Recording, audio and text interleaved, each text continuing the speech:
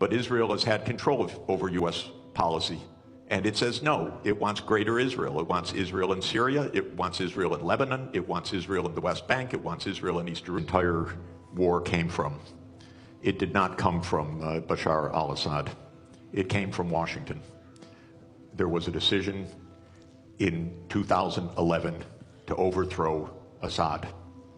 Actually, that came from Jerusalem.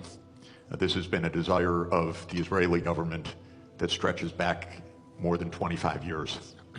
Netanyahu's idea is make the Middle East in Israel's image, overthrow every government that opposes Israel. He's had a friend in that, and that is the CIA and the United States government. So this war in Syria did not come from Assad's repression. It did not come from Assad's dictatorship. This war came from a presidential order by Obama to overthrow Assad, starting in the spring of 2011. We have a name for this program. It was Operation Timber Sycamore. The United States, together with other countries in this region, trained fighters, especially jihadists, including the ones that just took power, to overthrow the regime. This created chaos. 600,000 dead in Syria in a war that has gone on for 14 years. The outcome of this war is what the CIA wanted back in 2011, which is that a jihad group would take power in Syria after being armed by the United States. The reason I want to be clear about this is that we will not have peace in this region until we have public diplomacy that is based on real diplomacy, not on CIA operations. And we will not have peace until Israel stops its militarization of the entire Middle East.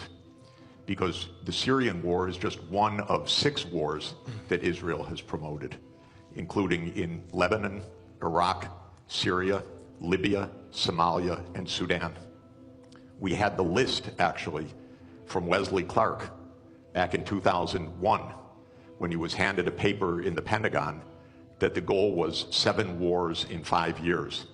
The only war that hasn't taken place yet, to Netanyahu's great consternation, is the US war with Iran, which Israel is still trying to instigate to this very day. So the Syrian war is part of a regional tragedy. We have tragedy in Gaza, the West Bank, Lebanon, Syria, Iraq, Sudan, South Sudan, and Libya that I put at the hands of the United States government and its ally Israel, because none of these wars had to happen. These were all wars of choice. They were all wars that came from the idea of regime change operations, that the United States would determine which regimes operate in which countries. We'll never have peace in this region if outside imperial powers like the United States are dictating the terms to this region. The only way to have peace in this region is if this region is determining its own future, not outside powers. And Israel could never do these wars on its own. These are American wars.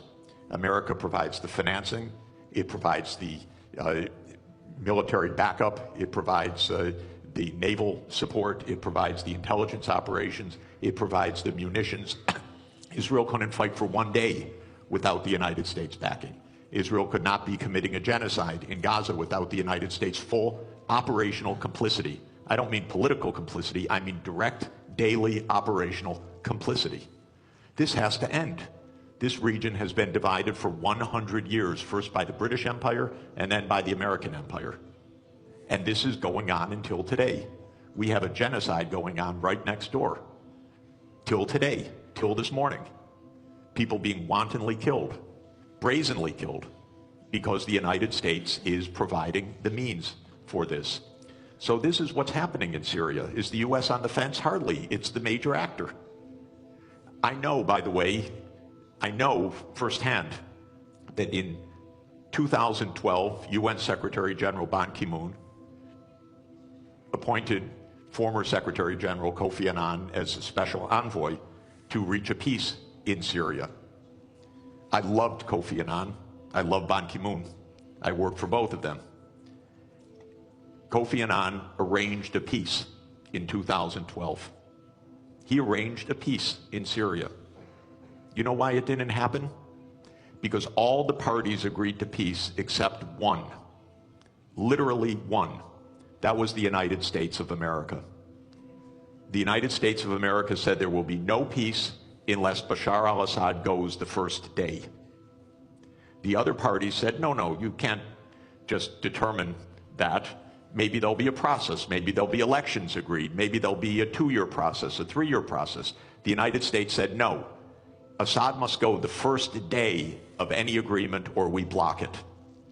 And so Kofi Annan stepped down from his position after having negotiated a peace arrangement, and we have had 500,000 people dead since then. We should not allow this kind of criminality to be normal.